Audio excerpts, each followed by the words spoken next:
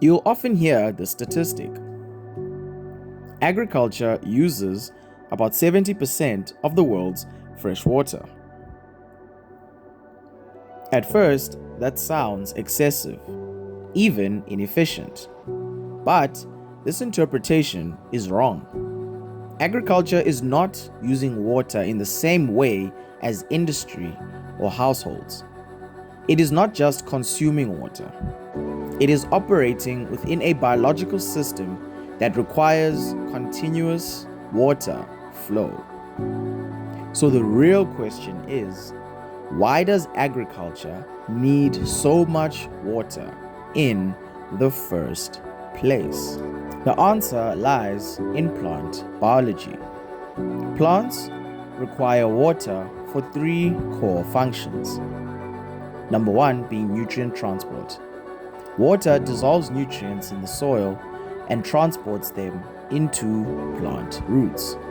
Without water, nutrient uptake stops. Second is photosynthesis. Water is a direct input in the process that allows plants to produce energy from sunlight. No water means no growth. Number three, temperature regulation. Plants release water through their leaves in a process called transpiration. This cools the plant and maintains physiological stability. But here is the key point. Most of the water taken up by plants is not stored. It is released back into the atmosphere. This process, combined with evaporation from the soil, is called evapotranspiration. This means agriculture requires a continuous input of water, not a one-time use. Water moves through the system. It does not stay in it. A clear example of this is seen in South Africa. This area relies heavily on irrigation for crops such as citrus, maize, and vegetables. The dominant system in many areas remains flood or sprinkler irrigation. The efficiency brought by this is measurable because up to 40 to 60% of applied water is lost through evaporation before reaching roots, runoff beyond the root zone, and leakage in canals and distribution systems.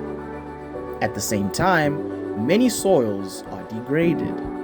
Low organic matter reduces water retention. So even when water is applied, it is not stored effectively.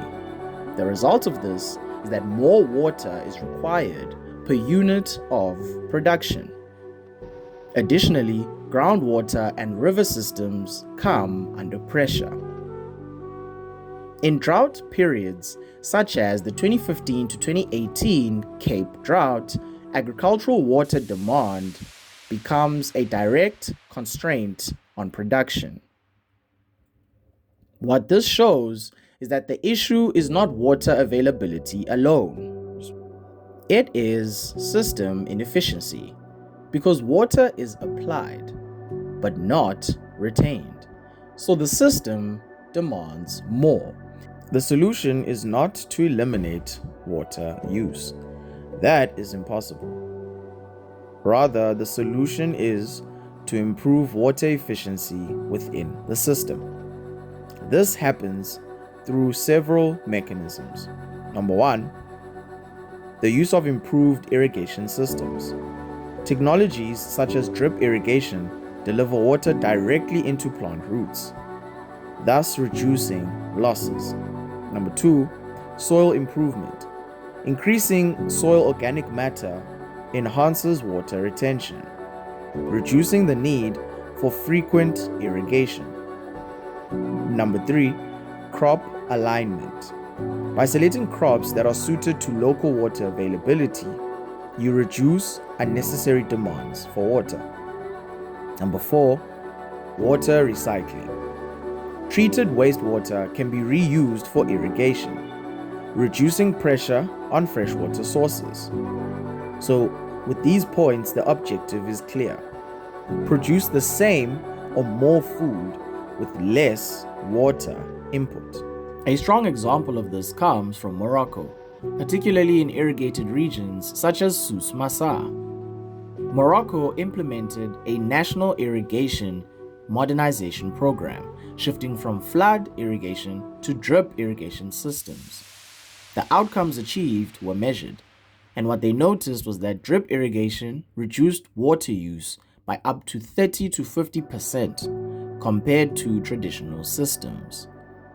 Crop yields increased by 20 to 90%, depending on the crop type.